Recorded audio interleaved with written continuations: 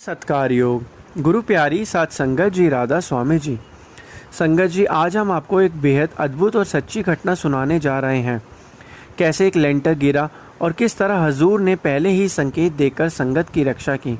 घटना सुनने के बाद आप भी हैरान रह जाएंगे कि किस प्रकार कृपा से संकट टल गया।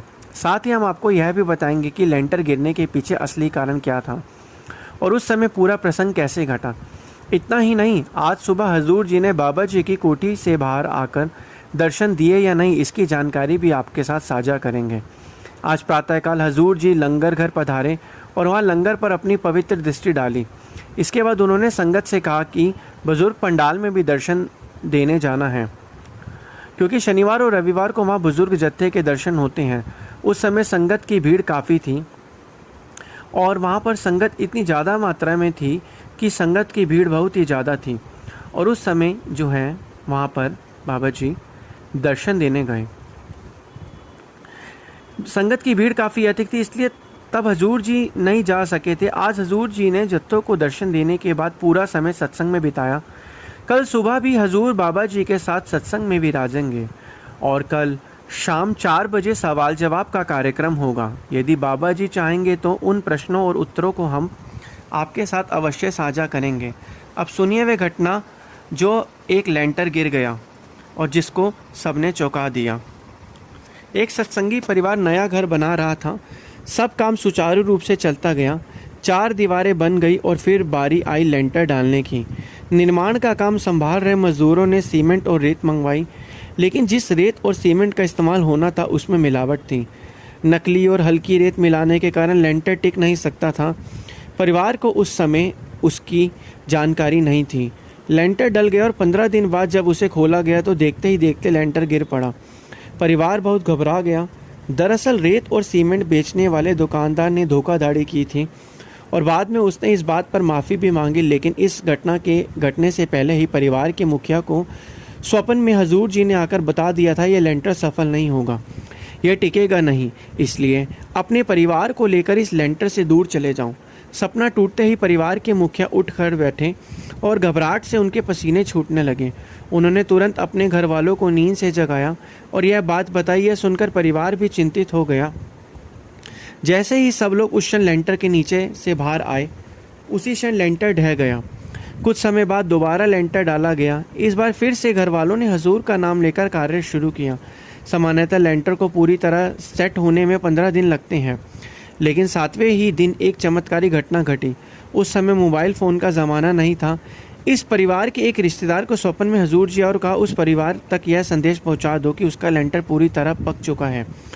और उसी रात परिवार के मुखिया के सपने में भी हजूर महाराज जी आए और उन्होंने भी यही बात कही कि लेंटर सफल हो गया है, अब लेंटर को खोल सकते हो। यानी पहले लेंटर को लेकर चेतावनी भी और हजूर जी ने दी और दूसरी बार जब लेंटर पूरी तरह जम गया तो उसकी खुशखबरी भी हजूर जी ने अपनी कृपा से सपने में आकर उस परिवार तक पहुंचा दी। जब परिवार के मुखिया अपने परिवार को सारी बात बता ही रहे थे कि लेंटर खोलने का हुक्म हो गया है, तो उसी समय एक और व्यक्ति उनके घर पहुंचा। आते ही वह खुशी से बोला, ताया जी बधाइयाँ हों, आपका लेंटर पूरी तरह पक चुका है। यह सुनकर घर वाले हैरान रह गए। सुबह सुबह यह शख्स स्कूटर उठाकर इतनी जल्दी क्यों चला आया? तो उसने मुस्कुरा कर कहा, महाराज जी ने मुझे संदेश भेजा है और मुझे कहा कि यह खबर आपको ज़रूर पहुंचाऊं। लेंटर अब पूरी तरह सुरक्षित है। सोचिए सदगुरु किस तरह अपने भक्तों का ख्याल रखते हैं। जब भी किसी को कोई परेशानी या मुश्किल आती है, मालिक हर समय अपने बच्चे के साथ खड़े रहते हैं। हमारा छोटा सा दायरा अक्सर हमें यह सोचने पर मजबूर कर देता है कि शायद मालिक हमसे दूर हैं, लेकिन हकीकत यह है कि वह हर पल हमारे साथ हैं। यह प्रसंग सुनकर मुझे 9वें पातशाह जी श्री गुरु तेग बहादुर जी की याद आ रही है। आपको पता ही है कि बाबा बकाला के समय बड़ी उलझन खड़ी हो गई थी। भाई जीवदास ने घोषणा कर दी थी कि सच्चा गुरु बाबा बकाला में है, लेकिन वहाँ तो कई लोग अपने आप को गुरु बताते लगे। हर कोई दावा कर रहा था कि वही असली गुरु हैं। इस समय एक व्यापारी जिसका नाम था मक्खन शाह लुबाना, वो समुद्री जहाज का कारोबारी था। उसका जहाज एक बार भयंकर तूफान में फंस गया। उसने उस कठिन घड़ी में गुरु साहिब को अरदास की, सतगुरु अगर मेरी जान बच गई तो मैं तेरे चरणों में 150 सोने की मोहरें चढ़ाऊंगा। मालिक की कृपा से उसकी जान बच गई। और जहाज़ सुरक्षित किनारे पर पहुंच गया। जब वह बाबा बकाला के आश्रम में पहुंचा तो देखा सैकड़ों लोग गुरु होने का दावा कर रहे हैं। हर कोई कहता है मुझे 5 मोहरे दे दो, तेरी मनोकामना पूरी होगी। माखन शाह समझ गया कि असली गुरु हुए तो वो जानते होंगे कि मैंने 150 मोहरे देने का वचन दिया था। आखिरकार किसी ने उसे बताया कि अंदर एक तपस्वी बैठे हैं जो चुपचाप भजन बंदगी में लीन रहते हैं। वह वहाँ पहुंचा और अंदर गुरु तेग बहादुर जी विराजमान थे। व्यापारी ने गुरु तेग बहादुर जी के चरणों में जाकर 5 सोने की मोहरें अर्पित कर दी। गुरु जी मुस्कुराए और बोले, भाई तूने तो वचन 150 मोहरों का किया था और अब केवल 5 ही चढ़ाई है। यह सुनकर माखन शाह दंग रह गया। उसे तो मालूम था कि उसने 150 मोहरों का वादा किया था। फिर व्यापारी की नज़र गुरु जी की पीठ पर पड़ी जहाँ चोट के निशान थे। तो व्यापारी ने पूछा कि ये निशान कैसे हैं? संगत जी, दरअसल वो निशान उस समय लगे थे जब व्यापारी समुद्री जहाज में तूफान में फंस गया था और गुरु तेग बहादुर जी ने उसके जहाज को तूफान से निकाला था और इस संघर्ष में गुरु जी की पीठ पर निशान पड़ गए थे। अब माखन शाह को पूरी तरह विश्वास हो गया कि यही सच्चे गुरु हैं। 9वें पातशाह गुरु तेग बहादुर साहिब वह ऊंचे स्वर में बाबा बकाला की छत पर चढ़ गया और ज़ोर ज़ोर से पुकारने लगा, गुरु लाधो रे, गुरु लाधो रे, यानी मुझे गुरु मिल गए, मुझे गुरु मिल गए। इस प्रकार पूरी संगत के सामने जग जाहिर हो गया कि असली गुरु और सच्चे पातशाह कोई और नहीं बल्कि गुरु तेग बहादुर साहिब ही हैं। संगत जी, अब ये कुछ सवाल जवाब हमें मिले हैं जो संगत और हजूर के बीच में हुए थे। बताया जा रहा है ये विदेशी संगत और हजूर के बीच के सवाल जवाब हैं। किसी ने हजूर से पूछा कि हजूर जी, इंसान का असल उद्देश्य क्या होना चाहिए? इंसान का असल उद्देश्य क्या होना चाहिए? किसी ने हजूर जी से पूछा। तो हजूर जी ने कहा, असल उद्देश्य सिर्फ एक ही होना चाहिए, नाम की कमाई। हजूर जी ने समझाया कि जिससे गुरु मंत्र, नाम और शब्द की कमाई की हो वही पूंजी आत्मा के साथ जाएगी। लेकिन अक्सर इंसान अपनी उम्मीदों में उलझा जाता है कि असल उद्देश्य को छोड़कर दुनियावी उद्देश्य को पूरा करने में लगा रहता है। फिर किसी ने हजूर जी से पूछा, मेरा मन अकेले रहने का करता है, किसी ने बातचीत करने का मन नहीं होता, क्या यह विरह है? हजूर जी मुस्कुराकर बोले, हमें इस तरह की भावनाओं का विश्लेषण नहीं करना चाहिए।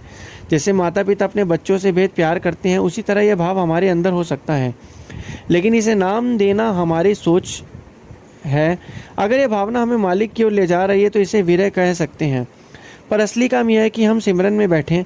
जैसे जैसे अभ्यास होगा मन खुद ब खुद उसी समय सिमरन में लग जाएगा। 1 महीना भी नियमित अभ्यास कर लो तो मन उस घड़ी अपने आप सिमरन शुरू कर देगा। हजूर जी ने कबीर साहब की वाणी का हवाला दिया, कबीर मन एक है जहाँ चाय लगाए, चाहे गुरु भक्ति करे, चाहे विष कमाए। फिर एक बहन ने कहा, हजूर जी, भवानी जी कहा करते थे कि मन पर मेहनत करनी पड़ती है, समय देना पड़ता है। बड़े महाराज जी कहते हैं कि अगर भवानी जी की बात समझ में ना आए तो मेरे पास आ जाना। अब मैं आपके पास आ गई हूँ, आप कृपा करें। हजूर जी ने उत्तर दिया, बाबा जी और बड़े महाराज जी ने हमें बहुत कुछ दिया है, अब हमारी जिम्मेदारी कि हम चुपचाप बैठकर उसका अनुभव करें। फिर किसी ने पूछा, हजूर जी आप कैसे हैं? हजूर जी ने कहा, आई एम फाइन। उस बहन ने कहा, ऑसम। हजूर जी मुस्कुराकर बोले, यस ऑसम इट इज़। इतना सुनते पूरी संगत ठहाकों से हंस पड़ी। उसी बहन ने अंग्रेजी में पूछा, हजूर जी क्या शादी करना ज़रूरी है? हजूर जी ने बहुत सहज ढंग से कहा, देखो इस दुनिया में कोई भी चीज़ पूरी तरह ज़रूरी नहीं है, लेकिन इंसान को सहारे की ज़रूरत होती है। अगर हमारे साथ कोई साथी हो जिससे हम बातें बांट सकें, बातें कह सकें और अपना दुख दर्द जो है शेयर कर सकें और जिससे हम अपनी सुख दुख की बातें भी कर सके तो जीवन आसान हो जाता है। पर याद रखो, जीवन का असली मकसद तो अपने भीतर मालिक से जुड़ना है। अगर हमें ऐसा साथी मिल जाए जिसकी सोच हमारी सोच से मिलती हो तो यह हमारे लिए बहुत लाभदायक होगा। फिर एक भाई ने हजूर जी से प्रश्न किया, मैं न्यूजीलैंड से आया हूँ, मैंने हजूर महाराज जी से नामदान लिया हुआ है। जब भी भजन सिमरन करता हूँ तो मन में उनका चेहरा उभर आता है। अब मुझे समझ नहीं आता कि ध्यान में आपका स्वरूप इमेजिन करूँ या बाबा जी का करूँ। हजूर महाराज जी का हजूर जी ने बड़ी सहजता से समझाया, देखो जब जब संत महात्मा इस धरती पर आते हैं तो उनका शारीरिक रूप बदलता रहता है, लेकिन संत कभी भी परमात्मा के नियमों के विरुद्ध जाकर किसी परंपरा या रीति रिवाज को नहीं तोड़ते। संत खुद भी सदा यहाँ टिकने के लिए नहीं आते और ना ही हम सब यहाँ हमेशा के लिए रह सकते हैं। असल मकसद यह नहीं कि हम चेहरे या स्वरूप से जुड़े रहें, बल्कि यह है कि हम उनकी वाणी को समझें, उनकी शिक्षा को जीवन में उतारें और अपनी ज़िंदगी को बदलें। हमें यह देखना है कि महाराज जी ने हमें क्या समझाया था, बाबा जी हमें किस ओर इंगित कर रहे हैं। असल में एक ही हुक्म है और वो है भजन और सिमरन। गुरु नानक साहिब जी ने भी कहा है, एक को नाम हुक्म है, नानक सतगुरु दिया बुझाए। लेकिन समस्या यह है कि हम अपना ध्यान बाहर की चीज़ों में बांध लेते हैं। वह भाई आगे पूछने लगा, हजूर जी हमें भक्ति किस प्रकार करनी चाहिए? हजूर जी ने उत्तर दिया, भक्ति का असली मार्ग है इंसानियत। मालिक ने हमें इंसान बनाया था, बाकी सारे धर्म और मज़हब तो हमने बाद में खुद गाड़ लिए। असल में हमें तो शांति से बैठकर मालिक का ध्यान करने की कोशिश करनी है, पर हमारी सबसे बड़ी कठिनाई यही है कि हम चैन से बैठ ही नहीं पाते। फिर किसी और ने प्रश्न किया, हजूर जी बहुत से लोग नामदान ले चुके हैं लेकिन भजन सिमरन नहीं करते, इसके बावजूद उन्हें लगता है कि हमें अपने सद्गुरु पर पूरा विश्वास है। हजूर जी ने समझाया, हाँ ऐसा तो आप कह सकते हैं कि विश्वास है, लेकिन जब मुसीबत आती है तो वही विश्वास डगमगा जाता है। असल सवाल यह है कि हमारा विश्वास किन बातों पर आधारित है। हम सत्संग में कोई बात सुन लेते हैं, कोई कहानी सुनते हैं और उसे अपने अनुभव जोड़ लेते हैं, लेकिन यह तो उधार का विश्वास है। असली विश्वास तभी पैदा होगा जब भीतर का अनुभव होगा। जब तक हम नाम से भीतर नहीं जुड़ते तब तक यह विश्वास अधूरा रहेगा। वही शख्स आगे बोला, हजूर जी मेरा प्रेम और लगाव कैसे बढ़ सकता है? हजूर जी ने ढिंढता से कहा, प्रेम बढ़ाने का बस एक ही रास्ता है, भजन और सिमरन। इसके अलावा सब बातें केवल कहानियाँ हैं। कहानियाँ तो यही रह जाएंगी, पर जो वास्तव में आत्मा के साथ जाएगा वह सिर्फ भजन सिमरन ही होगा। फिर किसी और ने सवाल किया, हजूर जी हमें तो सौभाग्य मिला कि हमें दो सद्गुरु मिले, यह अवसर आखिर किस वजह से दिया गया है? हजूर जी ने उत्तर दिया, देखो पहले कई लोग ऐसे थे जो नामदान तो ले चुके थे पर भजन सिमरन नहीं करते थे। तब हमने सोचा कि क्यों ना उससे दुगना सिमरन कराया जाए। अब सवाल यह है कि क्या हम यानी मैं और आप बाबा जी संगत को भजन सिमरन के लिए प्रेरित करने में सफल हो रहे हैं? इतना कहने के बाद उन्होंने हंसते हुए आगे फरमाया, और जब प्रेम की बात आती है तो याद रखो प्रेम कभी एक तरफा नहीं होता, प्रेम हमेशा दोनों तरफ से बराबर रहता है। मालिक की ओर से प्रेम बरस रहा है, अब जिम्मेदारी हमारी है कि भजन सिमरन के द्वारा उसके जवाब में अपना प्रेम व्यक्त करें। और उस पर अंकल जी ने कहा, हजूर जी मैं पूरी कोशिश करूंगा। हजूर जी ने मुस्कुराते हुए सुधार किया, सिर्फ कोशिश नहीं बल्कि वास्तव में करना है। तो इसी तरीके से हजूर महाराज जी ने हमें समझाया कि किस तरीके से भजन अभ्यास जो है हमारी ज़िंदगी के लिए, हमारी आत्मा के लिए बहुत ज़रूरी है। तो हमें जो है भजन अभ्यास रोज करना है और एक नियम बनाना है। गुरु प्यारी साथ संगत जी।